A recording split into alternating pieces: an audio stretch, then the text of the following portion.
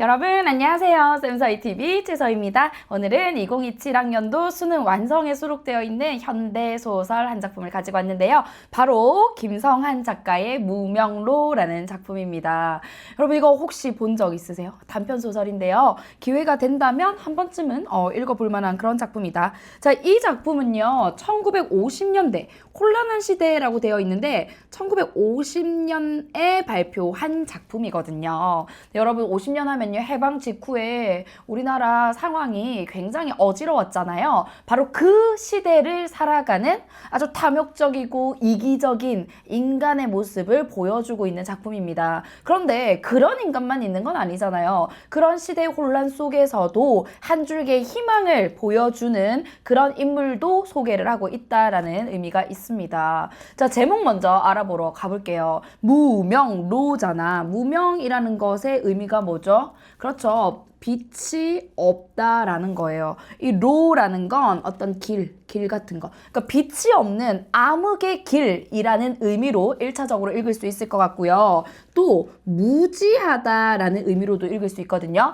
그러면 무지한 길, 무지한 어떠한 상태라고도 볼 수 있습니다. 이게 바로 그 당시 혼란한 시대를 나타내는 표현을 제목으로 내세운 게 아닐까라고 생각해 볼 수 있겠죠. 그래서 무지의 길, 어둠 속을 헤매는 길, 그런 혼란한 시대를 보여주는 인물의 양상 한번 알아보러 갈게요. 물질 만능주의와 부패한 공권력의 모습까지도 보기박스에서는 주목을 하고 있었습니다. 자, 전체 줄거리 갑니다. 이재신이라는 인물이 이제 주인공이에요. 근데 굉장히 이 인물은 부정적인 인물이야. 근데 이재신이라는 인물을 중심으로 얘기를 하는데 전지적 3인칭 시점입니다. 자, 전체적으로는 3인칭 관찰자 시점이고요. 부분적으로 전지적 시점을 취하고 있는데 부분적으로는 전지적 서술자 시점을 취하고 있는데 이 전지적 서술자 시점을 취한다는 건 인물의 내면을 다 알고 있다는 거잖아요. 자, 누구의 내면을 얘기할 때 부분적으로 전지적 서술자 시점을 취하냐. 주인공 이재신의 어떤 내면을 얘기하는 부분에서는 다 얘기를 해줍니다. 내면 심리를. 그 외에 나머지 부분은 관찰자의 시선에서 굉장히 이 상황 자체를 객관적으로 바라볼 수 있게끔 정보를 전달하고 있다라는 것도 특징이 되겠네요. 자, 이재신과 이재신의 아내 양춘자는 해방 후에 사직동에 집을 장만해서 세를 놓으며 넉넉한 형편의 집주인처럼 행세하지만 사실은 넉넉하지가 않아요. 자, 실제로는 배급 탈 돈이 없을 정도로 가난합니다. 자, 여기서 이 인물들의 이중성이 드러나는데요. 다른 사람들 앞에서는 굉장히 있는 척을 해요. 그런데 가정 내에서는 막 서로 욕을 하면서 돈 문제 가지고 싸우고, 그런데 남들 앞에서는 에헴 하면서 우리가 돈이 궁한 건 아니지, 뭐 이런 모습을 취하는 이 약간 겉과 속이 다른 표리부동한 그런 인물의 모습들을 보여줍니다. 자, 그런데 이제 돈을 벌려고 여러 일들을 구상을 하다가 불법적인 일에 손을 대게 돼요. 아내 양춘자는 돈벌이를 위해서 옆집 이웃인 여반장과 함께 밀주를 만들기 시작하고, 자, 몰래 술을 만드는 거야. 그래서 이걸 돈 받고 파는 거거든요. 근데 그거는 법적으로 불법이야. 금지를 한 행위인데 이걸 하는 거예요. 몰래.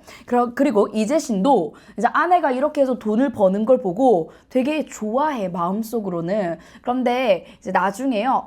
나는 모르는 일이었네요. 막 이런 식으로 발뺌을 합니다. 어쨌든 이런 이재신도 이에 동참하다가 띠로링 누구한테 걸리냐? 박순경에게 딱 걸리고 맙니다. 자, 밀주라는 게요, 몰래 만드는 술이라는 뜻이에요. 순경한테 걸렸다는 건 순경은 당연히 이렇게 불법 행위를 단속하는 역할을 하는 거니까. 여러분이 여기서 주목해야 될 인물이 누구냐면요, 주인공 이재신과 대비되는 인물인 박순경입니다. 여러분, 박순경은 그럼에도 불구하고 이 혼란한 시대에 양심을 저버리지 않고 자신의 본분과 역할을 철저히 해나가는 그런 희망을 담고 있는 인물이다라고도 읽어낼 수가 있어요. 자, 근데 이 제가 좀 화가 났던 부분은요. 그래, 이재신이 돈을 좋아하고 막 돈을 쉽게 벌기 위해서 불법적인 행위를 하기도 하고 그건 개인의 문제잖아요. 근데 얘가 남한테도 막 엄청난 피해를 줍니다. 이재신은 박순경한테 걸렸잖아. 그래서 이 박순경을 만나러 가면서 그래, 뇌물을 좀 먹여야 되겠어 이런 생각을 합니다. 근데 그렇게 만나러 가던 길에 만주에서 자신의 심부름꾼으로 두었던 안근원이라는 얘는 어린아이야, 소년입니다. 안근원이라는 이 소년을 만납니다. 그 책에는 17세에서 18세 정도라고 나와요.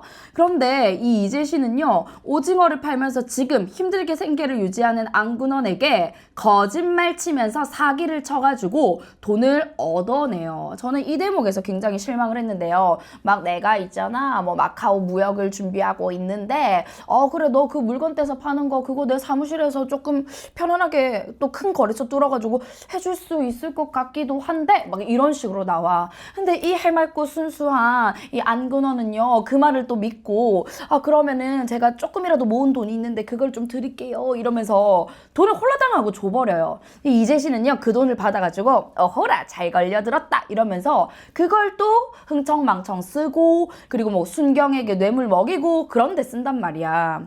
자, 이제 뇌물 시도로 가볼게요. 우리 교재의 대목은 요 대목이 수록되어 있습니다. 박순경은 이재신에게 불법적인 일을 하지 말라고 경고한 뒤에 돌려보내고 이재신이 선물로 건넨 포도주를 받지 않는다. 요 포도주가 뭡니까, 여러분? 이게 바로 뇌물이야. 그런데요, 이 교재에 또 이런 모습이 나옵니다. 박순경이라는 인물은 뇌물을 거절했어요. 청렴한 그치, 공무원인 거지. 그런데 이재신이 이렇게 말합니다. 아유, 자기가 뭐가 그렇게 잘났고 깨끗하다고 그걸 거절하냐. 어떤 누구는 공직에 있는 누구는 이거 받아가지고 그렇게 잘 살던데 이러면서. 그러니까 그 당시에 부패한 어떤 그 공무원들의 모습 이런 것들도 확인할 수 있는 거죠.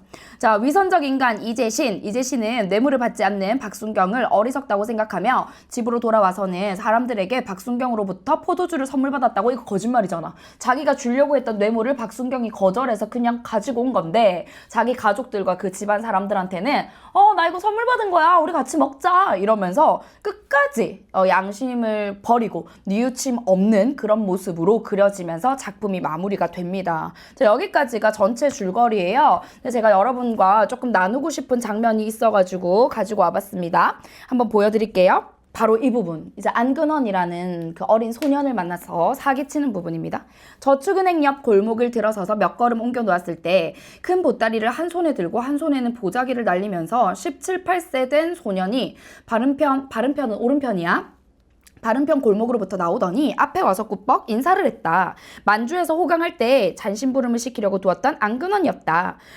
소년은 보따리를 땅에 내려놓고 보자기 끝을 입술로 깨물면서 만주에서 헤어진 지 4년 만에 처음 보는 옛 주인의 이야기를 듣기 시작하였다. 집은 사직동인데 몇몇 친구들과 합자해서 마카오 무역을 시작하게 됐다. 거짓말이죠? 사무실이 알맞은 데가 없어 오늘도 이렇게 새벽부터 돌아다니는데 2, 3일 안으로 세종로 내거리나 구리게 됨직하다. 희한한 소리를 늘어놓고 나서 왼팔에 걸었던 개화장을 바른 손에 잡고 땅에 놓은 소년의 보따리를 가리켰다. 이건 뭐냐? 소년은 잠시 망설이다가 대답하였다. 사이다하고 과자 부스러기 올시다. 해방통에 아버지는 만주에서 죽고 모자 두 사람이 맨주먹으로 서울까지 와보니 살아갈 길이 막연한지라 해방촌에 한 평 남짓한 오막살이를 짓고 살면서 근원이는 매일 길가에서 사이다, 오징어, 캐러멜 따위를 팔고 지낸다고 했다. 마카오 무역과 캐러멜 장사. 그것은 하늘과 땅의 차이다. 소년은 보따리를 차버리고 통곡하고 싶은 심정이었다. 에휴, 그래 잘 팔리느냐? 그죠, 그래요. 아유, 아니다, 좋은 수가 있다. 요새 제일 잘 나가는 그 캐러멜 회사에 그 캐러멜 회사에는 내 길이 있어. 젠장 헐 바에 좀 크게 오지 뭐. 이 캐러멜 일수 판매 맡으면 어때? 거짓말이죠. 소년은 눈이 번쩍 띄었다. 그렇게 할 수 있나요? 있고 말고 내가 나서면야. 오늘 밤에 당장 가서 사장하고 술이나 한 잔씩 나누고 얘기를 하지. 그렇게 되면 전빵도 하나 있어야 돼. 뭐 우리 사무실이 되걸랑 우선 한 구석질 써도 좋지. 소녀는 당장의 부자가 된 듯 감격했다. 야, 여러분 이렇게 넘어갑니다. 그러면서 돈을 줍니다. 10원짜리, 5원짜리까지 있는 돈을 모두 이재신에게 내밀었다. 이걸 오늘 밤에 보태서 예끼놈! 아니에요. 꼭 되게 해주세요. 호주머니에까지 넣어주는 것을 이재신은 못 이기는 채 하고 받았다. 하긴 큰일을 꾸미는데 제 힘도 들긴 해야지. 야, 이러면서 이제 이 소녀는 자기가 힘들게 모은 돈까지 다 이재신에게 털리게 되죠. 그리고요, 이제 마지막 대목을 제가 조금 읽어드릴게요. 이제 포도주를 뇌물로 주면서 거절을 했잖아요, 박순경이. 그리고 이제 돌아서는 상황입니다. 이재신을 어떻게 보고 하는 잡소리냐. 이 새끼 자존심이 상한 거야. 내가 주는 뇌물을 감히 거절해? 뭐 이런 거야. 못난 녀석. 남은 없어서 못 먹는데 쌀 한 톨이라도 들어오는 건 받아 넣는 게 장땡이지. 똥 별자리가 잘난 채 깨끗하게 해봤자 누가 알아나 주나? 쟤까지 것이 어찌고? 작년 가을에 김경감도 쌀 한 말 갖다 줬더니 고맙다고 고스란히 받지 않았나? 이거 보세요. 여기서는 이 김경감이라는 사람은 부정 청탁을 받은 거예요. 맞지? 싫으면 그만둬라. 포도주는 상점에 도로 갖다 주고 돈을 찾으려다가 무슨 생각이 났던지 그냥 가지고 개화장은 지팡입니다. 개화장을 휘두르면서 집으로 돌아왔다. 집으로 돌아온 이재신은 희색이 만면하였다. 얼굴에 화난 거야, 밝은 거야. 다 잘 됐어. 그럼 그렇지. 그 사람이 내 말을 거역할 수 있겠어? 집에 가서 가족들한테 거짓말하는 거예요. 염려들 말고 어서 술이나 많이 빼슈. 밀주를 만드는 일을 멈추지 않고 계속 불법적인 행위를 이어나가겠다는 거죠. 이걸 봐요. 그 사람이 글쎄 맛을 보라고 이런 것까지 나한테 선사하지 않겠나? 춘자와 여반장을 앞에 놓고 포도주 포장을 끓으면서 제법 30분 동안이나 경과 보고를 하고 나서 돈 400원을 내놓았다. 고기나 한 근 사다 지지우. 쇠고기 안주에 밀주를 마시고 이재신은 잠이 들었다. 심히 만족한 표정이었다. 이게 이 작품의 실제 마지막 부분입니다. 끝까지 반성과 개과천선은 없는 그런 이재신의 모습을 알 수 있었고요. 그리고 한 평론가가 이 작품과 관련해서 짤막하게 남긴 이제 평론 글이거든요. 그래서 제가 여러분 이해하는 데 도움이 될 것 같아서 한 단락만 뽑아서 읽어드리도록 할게요. 김성환의 등단 작품은 1950년 서울신문 신춘문예 당선작인 무명로이다. 이 작품이 이 작가의 등단작이래요. 이 작품에 등장하는 이재신이라는 인물 설정은 김성환의 그 이후의 작품 인물 설정에도 중요한 이정표가 된다는 점에서 관심거리가 된다. 이재신은 해방 후 서울 사직동에 자리 잡은 전력이 잘 알려지지 않은 인물로 소개된다. 자기 집을 세놓고 겨우 살아가면서도 그 지역 사회에서는 대감 노릇을 하려는 위인이다. 겉은 대감 노릇을 하려 하지만 실제 상황은 가난에 찌들려 있다. 가난하여 처양춘자가 벌이려는 양제업도 자신의 체면을 손상한다 하여 막지만 밀주를 빚는 일은 아내를 도와 이를 주선하는 철저한 이중인격의 소유자로 나타난다. 그리고 밀주가 발각되었을 때 박순경의 입을 막기 위해 돈을 구하고 박순경을 만나는 장면에서 그의 허식과 가식에 찬 인간됨이 속속 드러난다.